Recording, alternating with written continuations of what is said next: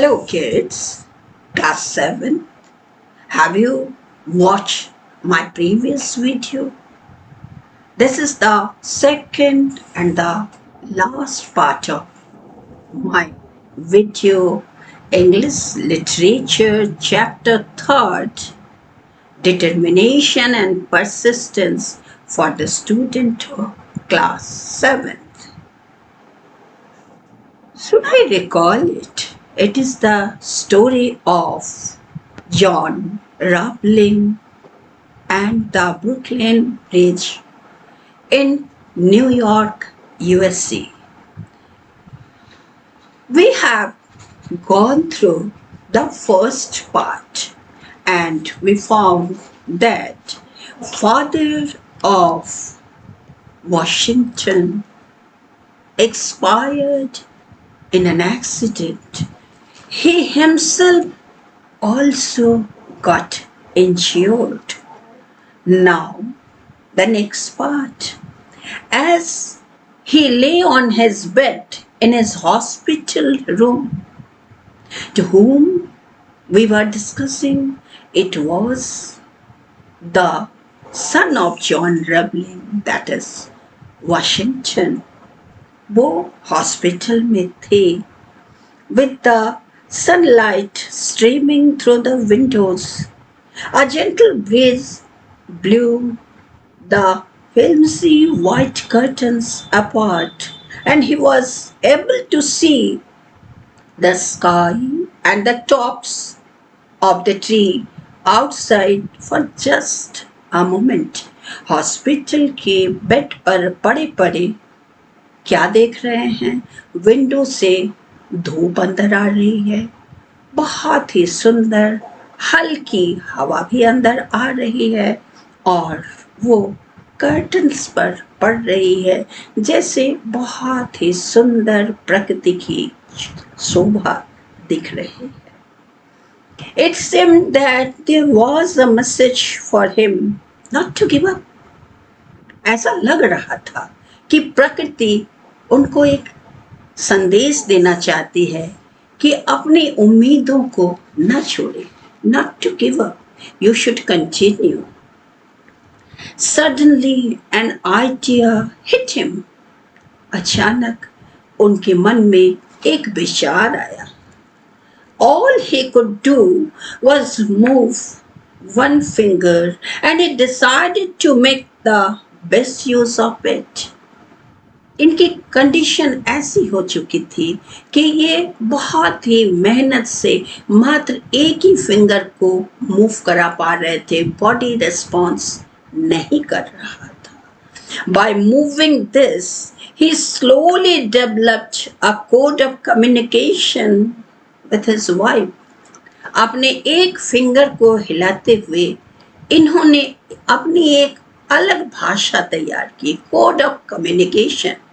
किसके साथ बातचीत किया? अपनी पत्नी के साथ उन्होंने बात किया. He touched his wife's arm with that finger, indicating to her that he wanted her to call the engineers again. उन्होंने अपनी पत्नी के हाथ पर टच किया only one finger से. बाकी बॉडी इनका मोशनलेस हो चुका था और उनके कहने का तात्पर्य था कि इंजीनियर्स को पुनः आप यहाँ बुलाकर लाइए. Then he used the same method of tapping her arm to tell the engineers what to do.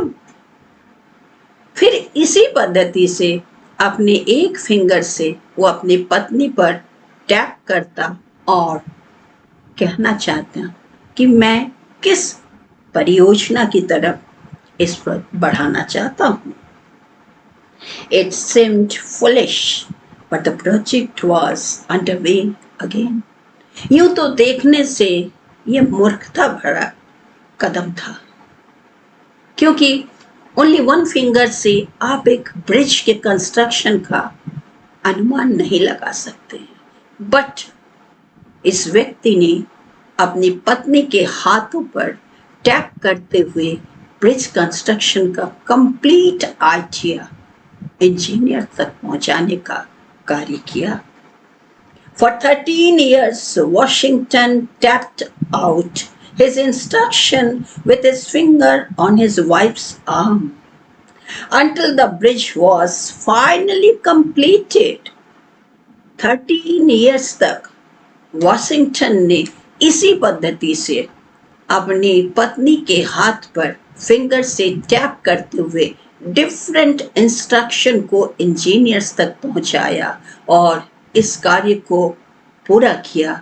After 13 years bridge बनकर तैयार हो गया।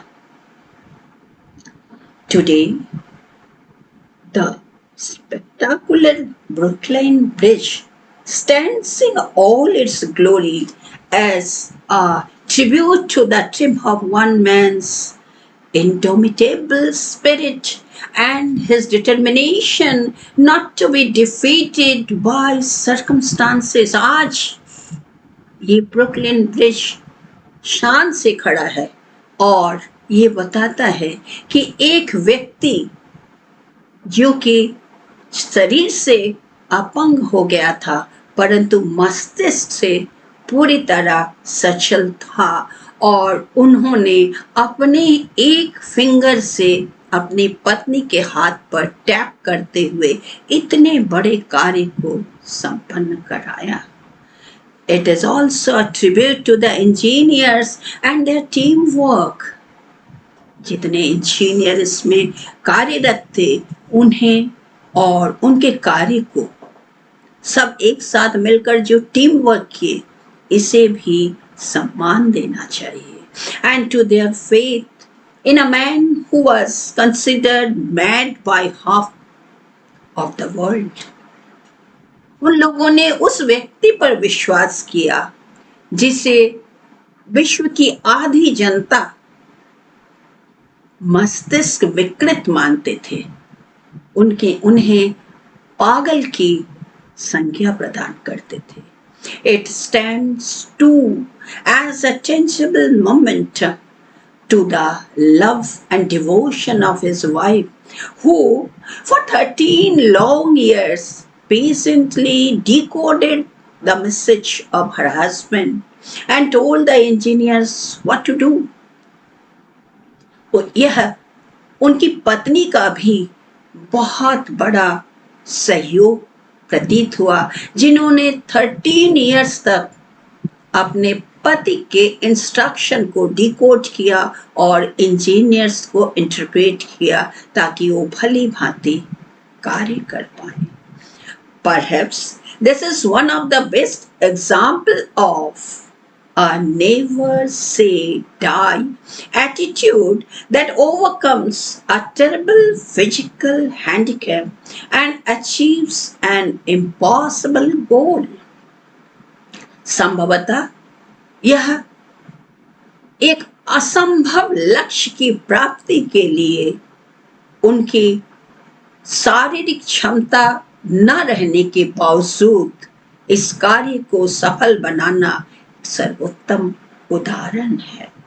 Often when we face obstacles in our day-to-day life, our hurdles seem very small in comparison to what many others have to face.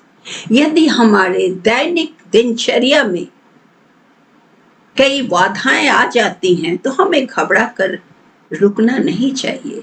हमें ये सोचना चाहिए कि हमसे भी अधिक परेशानी, अधिक बाधाग्रस्त काफी व्यक्ति हैं जिन्होंने अपने कार्यों को सफलतापूर्वक पूरा किया है। The Brooklyn Bridge shows us that dreams that seem impossible can be realized with determination and persistence, no matter what the odds are. आज यह ब्रिज हमें दिखाता है कि परिस्थिति कितनी भी विषम हो, लेकिन यदि आप दृढ़ संकल्प हैं तो आपका वर्क अवश्य पूरा होगा।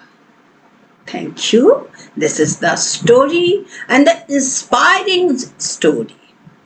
Please go through it. twice or three times. Then try to solve the exercise also. Bye bye.